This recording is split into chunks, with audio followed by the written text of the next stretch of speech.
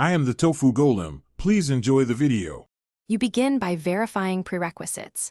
The iPad must be supervised and enrolled in the school's mobile device manager, and you need your school Apple ID. Connect to a stable Wi-Fi and unlock the device. This speeds app delivery. Once done, open Settings to confirm the MDM profile is present under General right arrow VPN and Device Management, then return to the home screen. These checks ensure the self-service app can be pushed or installed without authorization errors later. Now focus on obtaining the app.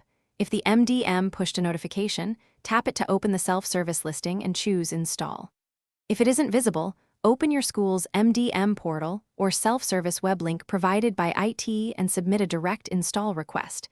Explain which iPad serial or asset tag you have. Make sure you accept prompts for device management and permissions. Those allow app updates and access. Once the install starts, remain on Wi-Fi until it completes. Finish by opening self-service and signing in with your school Apple ID so policies and apps sync. If the app didn't install, restart the iPad and recheck the MDM profile under Settings. Often a reboot resolves stalled installs.